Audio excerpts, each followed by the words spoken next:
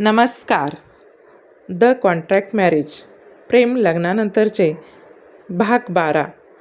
आज आपण पाहणार आहोत की युवराज आणि उर्वीची आज भेट होणार आहे. तर चला वेळ न घालवता आपण स्टोरीला सुरुवात करूयात.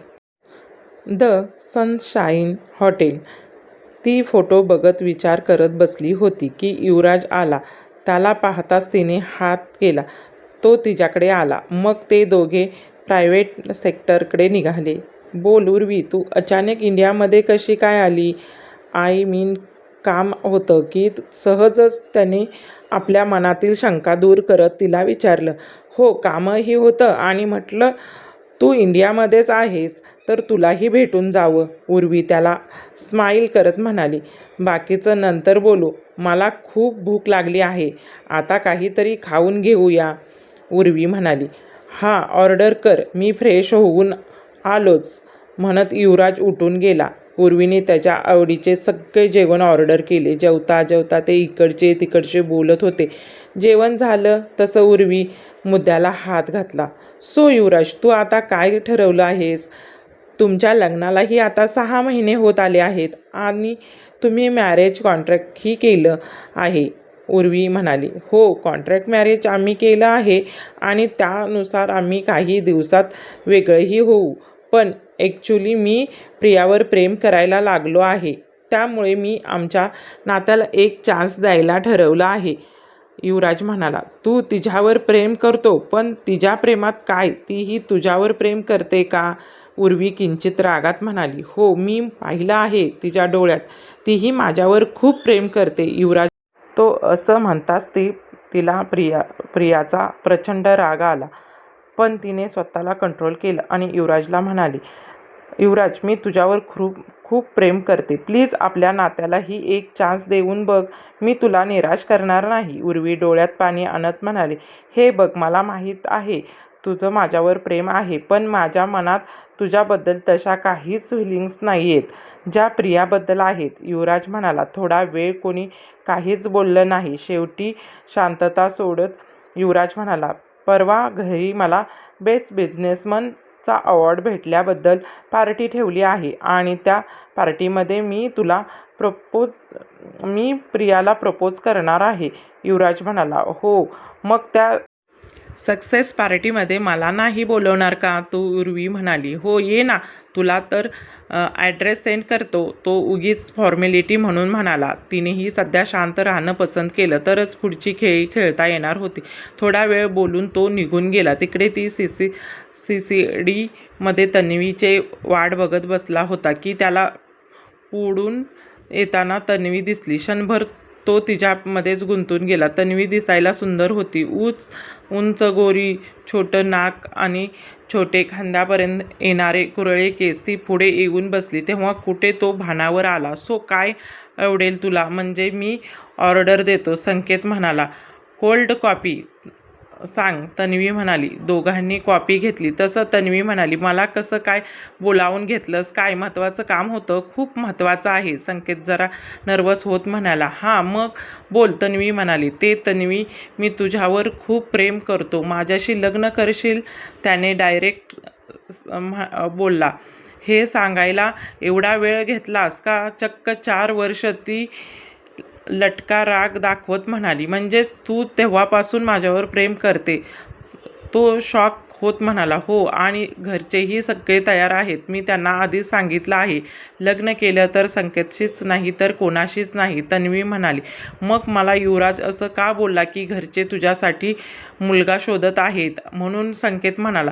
ते तू सांगायला एवढा वेळ घेत होतास त्यामुळे असं बोलला, तन्वी म्हणाली. त्याला तर नंतर बघतो, चल आधी ही गुड न्यूज घरी सांगू, संकेत म्हणाला. पद्मा निवास. संध्याकाळी सगळे घरी आले तेव्हा तन्वी आणि संकेतने त्यांच्याबद्दल घरी सगळ्यांना सांगितलं. आजोबांनी संकेतच्या आई वडिलांना लगेच बोलावून घेतलं. सगळं बोलाबोली झाल्यानंतर त्यांनी गुरुजींना विचारून मुहूर्त काढला. पार्टी दिवशीही मुहूर्त चांगला होता, त्यामुळे त्यांनी त्या दिवशीच एंगेजमेंट करायचं ठरवले. सगळे खूप खुश होते. यार प्रिया, मला शॉपिंग तेवढं काही समजत नाही, त्यामुळे माझे सगळे शॉपिंग तूच करणार? ओके, गाल फुगवत तन्वी म्हणाली. हो ग लाडूबाई, मी मगाशीच सगळं डिझायनरशी बोलले आहे. उद्या ते घरीच येतील सगळ्यांचे मेजरमेंट घ्यायला, ती तन्वीचे गाल ओढत म्हणाली. तशी तन्वी खुश झाली. आज घरी पार्टी आहे, एंगेजमेंट दोन्हीही होत असल्यामुळे घरात एकच गडबड उडली होती की घराच्या बाहेर हॉलमध्येच पार्टीचे अरेंजमेंट केली होती. प्रियाने मरून कलरची नेटची साडी नेसली होती, तर युवराजने त्याच कलरचा सूट घातला होता. दोघे सोबत अतिशय सुंदर दिसत होते. उर्वीही पार्टीमध्ये आली होती आणि दोघांना सोबत बघून तिचा तीळ पापड होत होता. कर तुझे शेवटचे क्षण एन्जॉय, थोडा वेळ फक्त, तो स्वतः तुला घराबाहेर काढेल, ती हसत म्हणाली. सो ही पार्टी युवराजला बेस्ट बिझनेसमॅनचा अवॉर्ड मिळाला म्हणून ठेवली आहे. त्यांनी युवराजला वरती बोलावलं आणि आणखीन एक कारण म्हणजेच आमची नात तन्वी आणि संकेत यांची एंगेजमेंट. त्यांनी दोघांना वरती बोलावलं. दोघांनी अंगठ्या एक्सचेंज केल्या. आता स्क्रीनवर दोघांचे फोटो झळकत होते. सगळे खुश होते. मग मेन पार्टीला सुरुवात झाली. यंग लोक डान्स फ्लोअरवरती थिरकत होते. लोक बाजूला ड्रिंक करत थांबले होते. संकेत आणि तन्वी ही डान्स करत होते. उर्वी युवराजला विचारणार त्याआधीच युवराजने प्रियाला पुढे डान्ससाठी विचारलं. तिनेही तिचा हात त्याच्या हाती दिला. दोघेही डान्स करत होते. अगदी चिटकून, आतून हवा जाईल एवढेही अंतर नव्हते.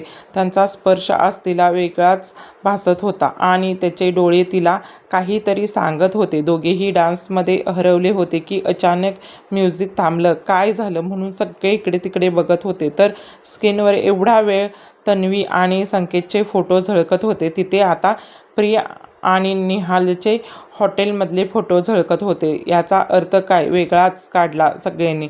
आजोबांनी सांगितलं तसं संकेतनं घाईघाईने स्क्रीन बंद केली, पण त्याचा काय अर्थ लावायचा ते लोकांनी लावलाच. फोटो बघून युवराजचा पारा चांगलाच चढला. त्याने प्रियाला एक कानाखाली ठेवून दिली. तुला हे असं वागताना लाज कशी वाटली नाही? का केलंस असं? पैशासाठी का? हो, तू ह्यासाठीच केलं असणार. आधी संस्कारी म्हणून माझ्याशी आजोबांना फसवलंस, माझ्याशी लग्न केलंस. आता कुठे मी तुझ्यावर प्रेम करायला लागलो होतो तर नाही, मीच वेडा आहे जे मी तुला ओळखणे चुकलो. तू तर सगळ्यांना धोका दिला आहे. जा इथून, तुझं तोंड ही बघायचं नाही मला. जा इथून. तसे आपलं कॉन्ट्रॅक्ट मॅरेज होतं, सो आता ते संपलं, तो रागात म्हणाला. त्याने तिला बोलायलाच नाही दिलं आणि स्वतःचा निर्णय ऐकून मोकळा झाला. प्रिया तरीही शांतच होती. तिने एकच मेसेज केला आणि शांत उभी राहिली. आजोबा त्याला काही बोलणार तर प्रियाने त्याला अडवलं. ते मात्र तिकडे हसत बघत होती. सगळं तिने तिचं जाळं टाकलं होतं, पण या जाळ्यात दुसरं कोण अडकणार? की स्वतःच? तर येणारी वेळ सांगणार होती. प्रिया घेईल का स्टंट? पाहूया नेक्स्ट पार्टमध्ये. अजून आपल्या चॅनेलला सबस्क्राईब केलं नसेल तर सबस्क्राईब करा, म्हणजे अशा स्टोरी आपल्याला पाहायला